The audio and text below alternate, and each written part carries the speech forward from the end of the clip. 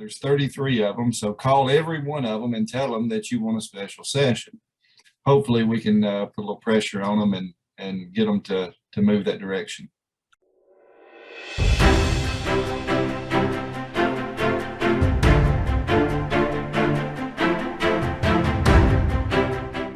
Hello, everyone. I'm Brandon Lewis, founder of the Tennessee Conservative. Today, Clay Doggett, State Representative for District 70, which covers Giles and part of Lawrence counties, joins me. Clay serves as the chair of the Criminal Justice Subcommittee and member of the Agriculture Committee and the Criminal Justice Committee, Natural Resource Committee, and Naming and Designating Committees. Clay is married with 4 children and owner of Blue Line Pressure Washing. He is a member of the Church of Christ and received his bachelor's degree in history and political science at the University of Alabama, Huntsville. Clay, welcome to the program, and thank you, buddy. Yes, sir. Thank you so much for having me. So we both went to school in Alabama. I ran a big painting business. You run a big pressure washing business. Now I run the Academy for Professional Painting Contractors. So I think we got a lot in common here. Do you know what painting and politics and the press all have in common? I do not. You're always trying to cover something up. And so glad to have you on here, Clay. Thanks for being here. So we've got a few questions here. A lot of them have to do with what you do in the committees. But before we get into there, we've gone through a very odd 18 months, 100% of state representatives signed on for a special session. The Senate is dragging its feet for what reason I can't figure out. We've got Janice Bowling and a handful of state senators, and these names keep piling up. They've been coming in today or asking for the same thing. We've had a huge dramatic impact on business, employment, and education, not necessarily because of the virus, but because of the government intervention. What are you hearing in your district, and how do conservatives feel about what's going on in your neck of the woods? Well, that's a question I get asked quite a bit here at home is, why are we not having a special session? And so, when they see the articles and the news where the House has signed on to have this special session, and yet it takes the Senate as well. And I try to explain that to folks. What I've been doing is encouraging my constituency to not only call our senator, Dr. Joey Hensley, which is on board with a special session, but to call the other senators as well. There's 33 of them, so call every one of them and tell them that you want a special session. And I've had several that have started that process this week, so hopefully we can put a little pressure on them and get them to move that direction. Outside of the issue of the special session, Clay, like what are you hearing? I mean, if you're like me, I talk to people in the supermarket. I talk to people when I go to a restaurant. I'm always trying to pick up the vibe. How are people feeling about what's going on in schools, what's going on in business? There's really a lot of people are having to choose between their job and taking some medical treatment. Maybe they don't want, or maybe they've had COVID and they don't need it. What does your industrial and vocational makeup and educational makeup look like in your counties? And, what are people's concerns locally?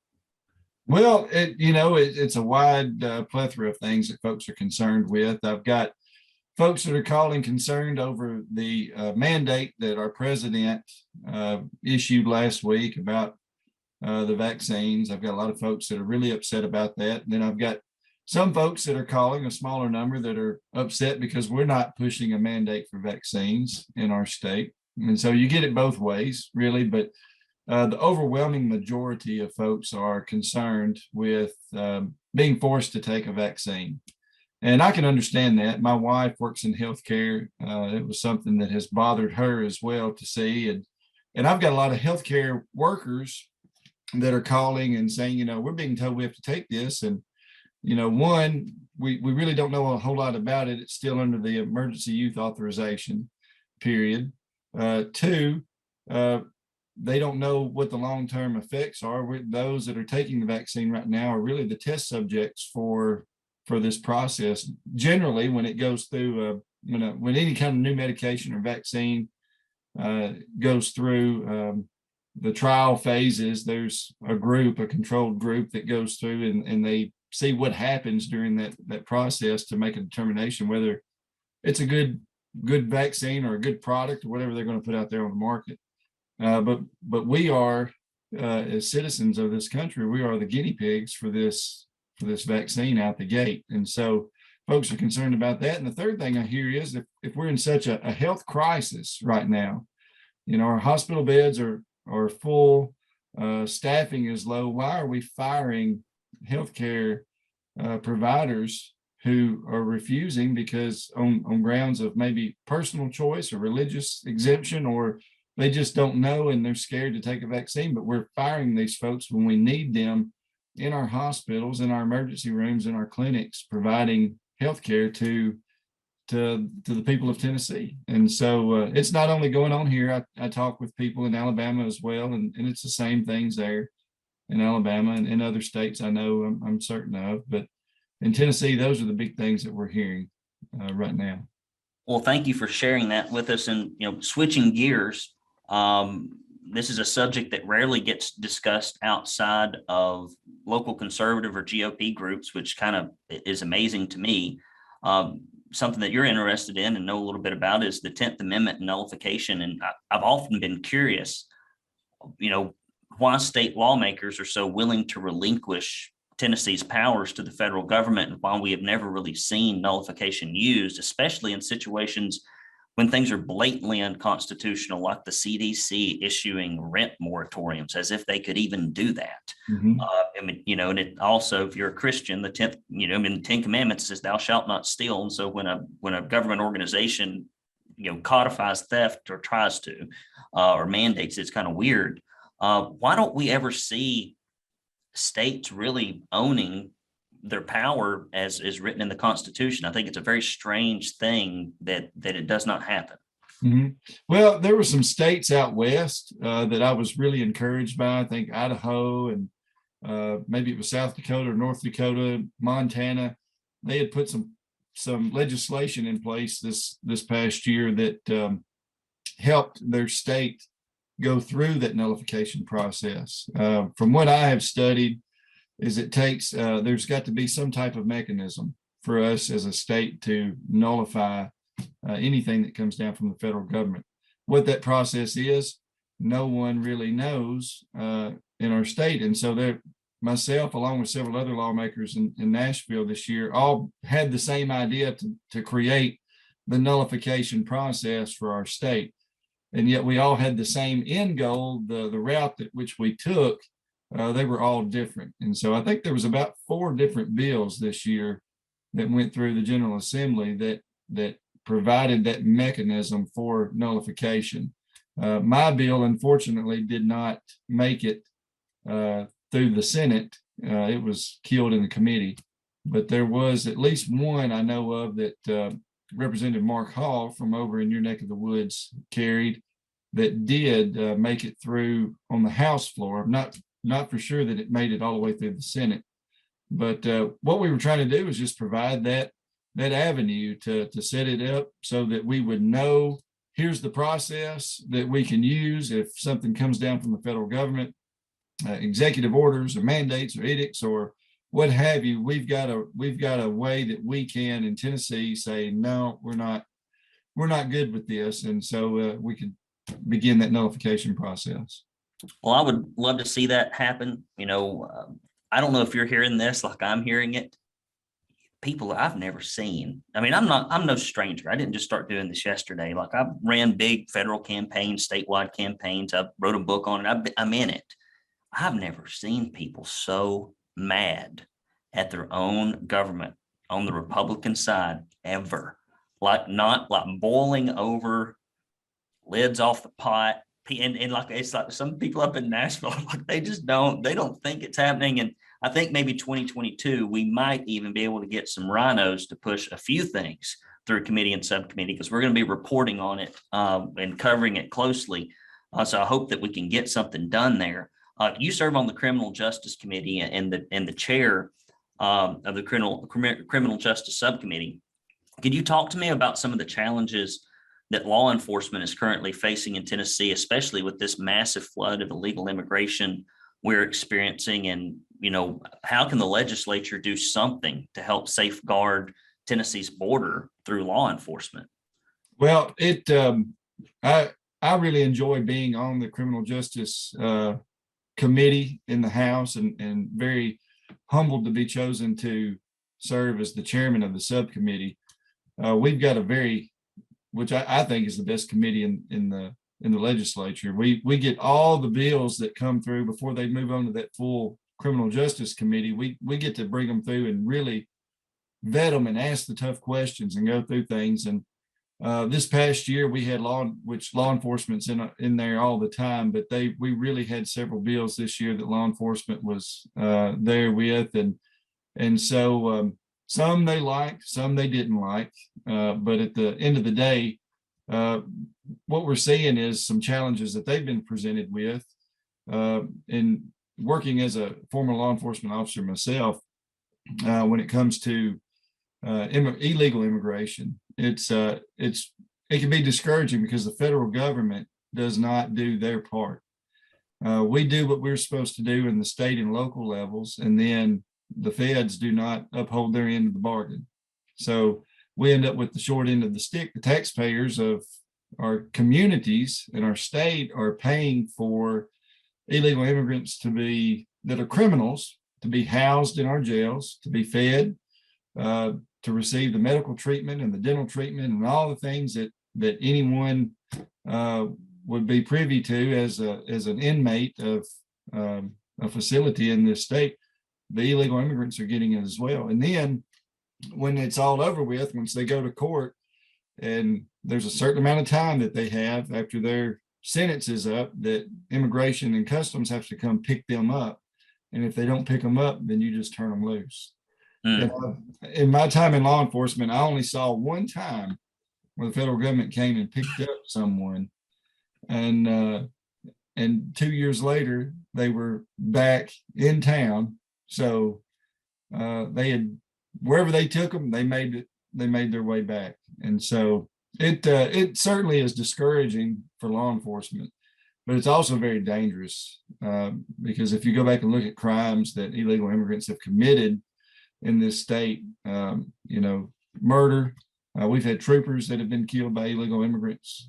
Families have been torn apart because illegal immigrants have committed crimes against them, and murder. And so that's the big one for me, that we see. Not every illegal immigrant is out committing murder or creating or breaking crimes other than being here illegally.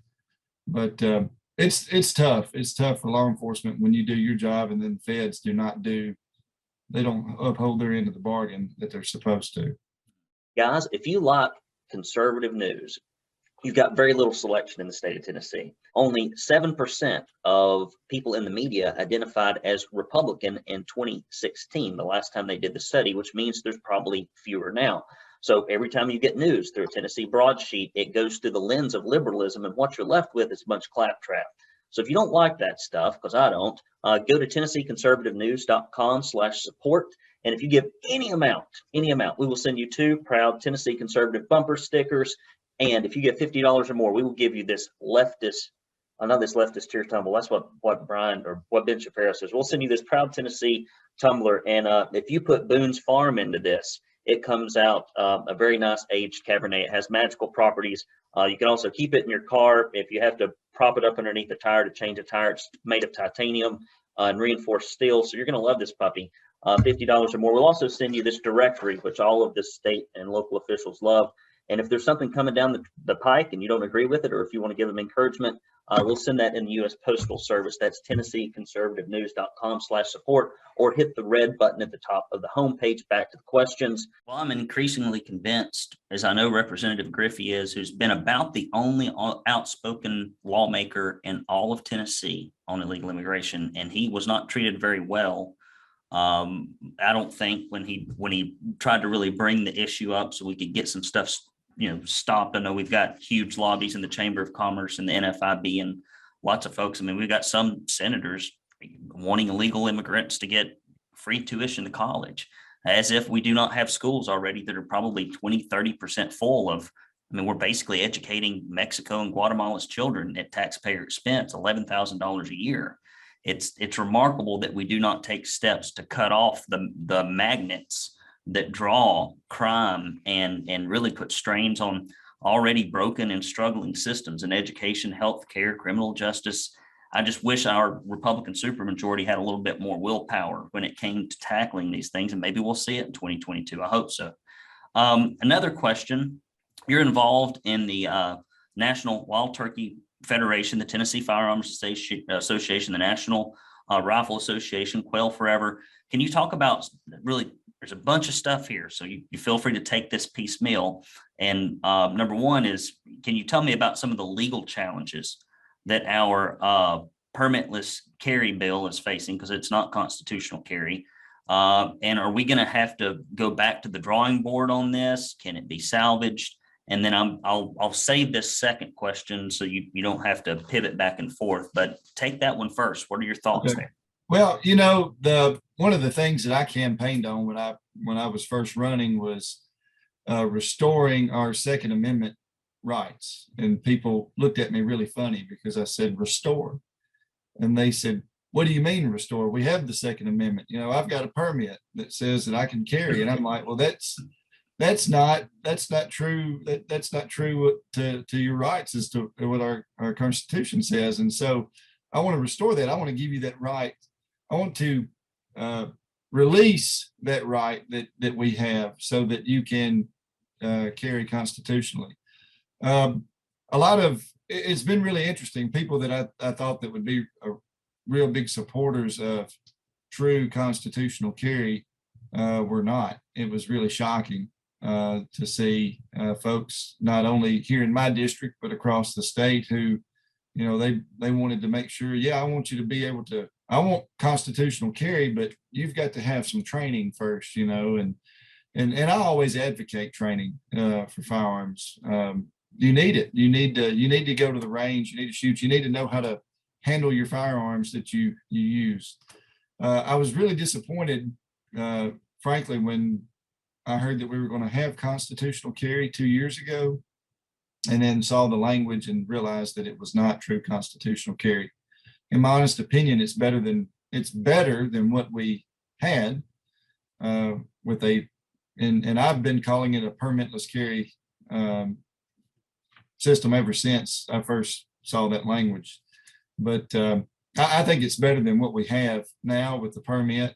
If you want to get the permit, I'm disappointed that other states are not moving this direction, because you still need the permit for reciprocity purposes. If you go into Alabama or Georgia or Arkansas or Mississippi or any other state, just about, you've got to have your permit, when really I should be able to cross state lines and go other places under true constitutional carry, which would need to be examined really at the federal level. But as far as salvageable, I think it is. I think it is a good step in the right direction. Had we went with full-on constitutional carry, I don't think it would have passed the General Assembly. And I know that may be a big shocker, but I don't think it would have. I would have certainly voted for it. There were some amendments that came up that would have made it true constitutional carry that was brought up on the floor the day that we voted on this permitless carry bill. I voted for the amendments along with some of the Democrats also voted for the amendments. And when I went and asked them, I went and told them, thank you for your support on that. And they said, no, I was voting to not do that. And I said, oh no, you were voting for true constitutional carry. And so they may have went back and changed their votes. I'm not sure, but there was a few of us that voted for that. I think it's in a good spot. I think moving forward, you're going to see some more changes to that, some changes that are very positive. And then eventually, hopefully, we're going to get to that true constitutional carry state. I hope so. I know that John over at the Tennessee Firearms Association does a great job. I mean, really does a good job of informing people about what's really going on. And it's so frustrating when you know what's going on. And it doesn't take long to figure out what's going on. I mean, like somebody can in 10 minutes explain it, but Lord, the spinning. I just does not, when you lie to people, it does not build trust. Right. And it baffles me how often somebody will look at a tweet or look at a little statement on Facebook and they're like, well, Bill Lee said this. I said, well, saying ain't the law. Mhm. Saying is not the law. That is not the law. We don't live under sayings. You can't, we get pulled over by the police. You go, well, look at this tweet I got from Bill Lee. You can't show them the tweet from Bill Lee. There has to be legislation behind it. Also comment on the DCS reporting and the letter you just released on ATF rule changes, and explain to our listeners, what those acronyms are and what they mean. Okay, DCS is Department of Children's Services. And so last year, about this time last year, we began working on some legislation to address an issue that I saw firsthand in law enforcement. And I've also had constituents who have experienced issues and these things that we were looking to address with DCS, even had employees that it was used against. And the big issue that I'm talking about is how easily DCS, Department of Children's Services, can be weaponized against someone. And so take, for instance, maybe you and your spouse have divorced, you have children.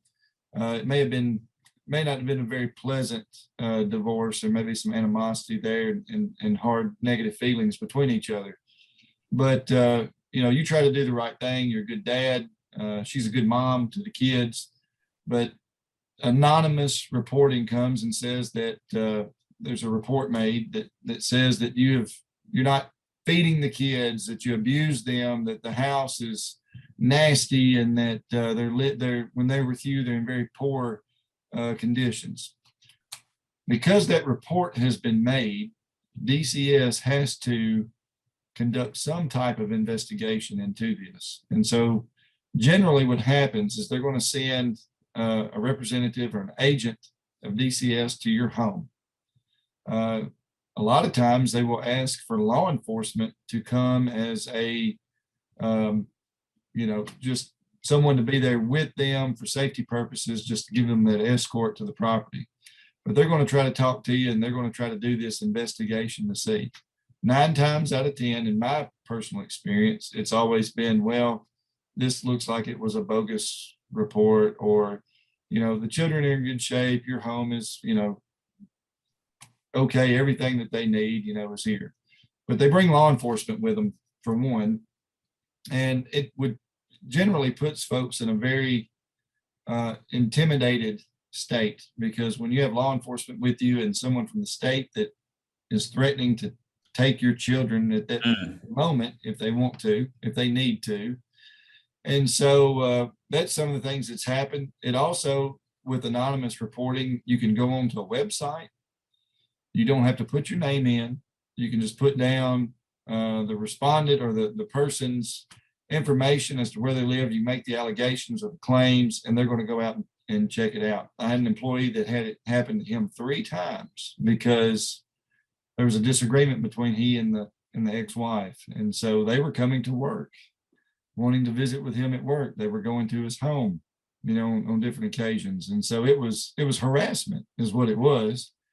And so what we did is we crafted a bill that said there would be no longer there would be any anonymous reporting. You would have to give your information when you made the report of suspected child abuse or neglect. When doing that, you as the complainant, your information would not be shared with those that are going to be investigated. However, let's say that, excuse me, you've had, this has happened 2 or 3 times to you, and you're fed up. It's harassment. You could go to the judge and ask for that person's information you ask for them to be made known so that you could bring suit against them. Now, one of the big pushbacks that we got was from the department saying, one, people are not going to call and give information to report the suspected child abuse or neglect because they're afraid of retaliation. Maybe they're afraid for a retaliation from a boss or the ex-spouse or a preacher or whoever it is that they're reporting on. And so they're not going to do that. And secondly, they're not going to call and report it because they don't want to have their name put out there. They don't want their name involved. And so what we wanted to do was make sure that by having that information available, they would be able to find some way to come back and have suit. And so by doing so, we're having a summer study next week, and we're looking at doing it in Chairman Mary Littleton's committee is where it will be. We're going to ask for maybe some new language in the bill and make it confidential reporting is what we want to do, is the change the same way that for elder abuse, it's all confidential reporting. When you call law enforcement and make a report of something, a crime being committed, it's considered confidential unless a judge or someone asks for that. It's important that you're able to face your accusers, and so by doing that, we would hope this would help. Another point I wanted to bring up about it that Department of Children's Services told us is that we already have a mechanism in place for people that file false reports. It's a felony, and so if they file a false report of this, they can be charged. So we don't need this bill. And so my question to them was, well, how do you know who to charge with the false report if you don't have their information? And so they couldn't give me an answer on that.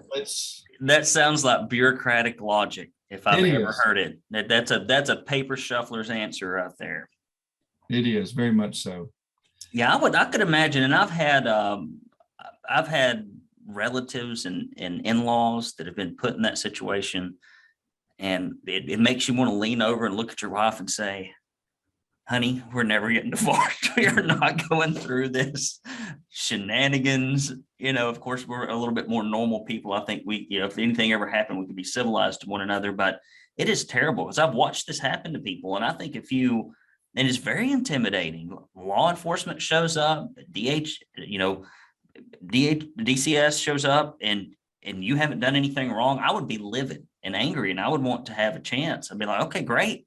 You've been here. We need to figure out who this person is, and we need to make sure that they pay a price for abusing the system. Talk a little bit about some of the ATF rule changes. I know that you've been working on that. I think I recently saw a program where you address some of that. Talk to that and what's been going on there, and explain what ATF is.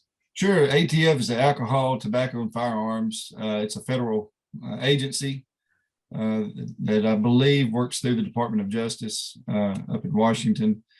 But they proposed some rule changes earlier this year, back in May, that addressed a couple things of interest. One was about basically it was about a registration. It was going to create a national firearms registry. And so in doing so, every time that there was a transaction that was made, you would have to report to the registry about this transactions that was being made. And so if you give your son or daughter a shotgun or a .22 rifle or whatever for Christmas, then you've got to report that transaction.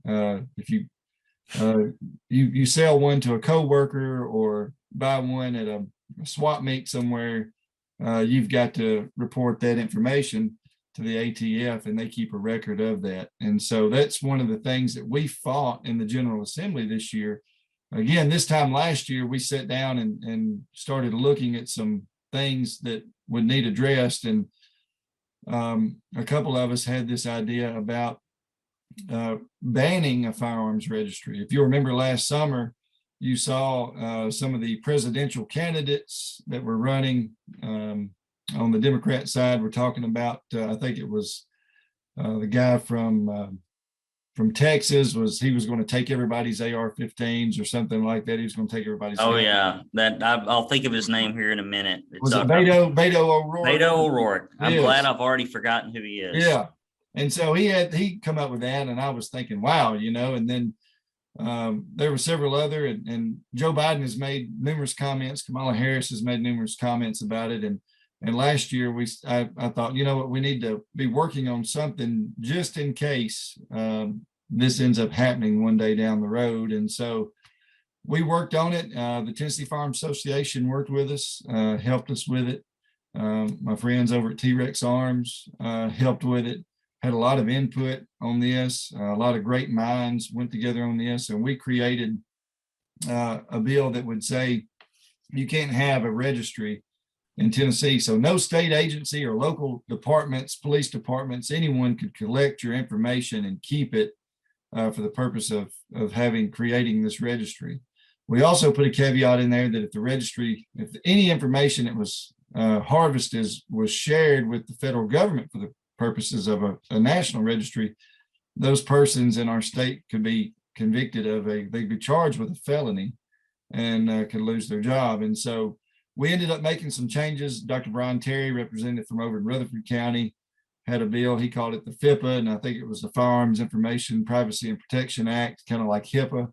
And so our two bills together we took some things out of ours and he did some things with his to make those two work together. So we banned the registry in the state of Tennessee with our legislation. He banned the sharing of any information collected with the federal government in the state of Tennessee. And so with this proposed rule change, it got on our radar pretty quick. And so we wanted to reach out to our governor and our attorney general to let them know that if the rules do come to fruition, if it does come in, because the ATF essentially with their rulemaking was creating law, which is not in their purview. That is something that is reserved specifically to the United States Congress, the House and the Senate.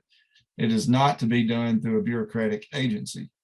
And so I'm not sure of how many laws that we have out there on the books now federally that come from a bureaucratic agency somewhere that the bureaucracy has created, and yet never was legislation brought to do it. So there was no legislation for these rule changes. The other part on there was the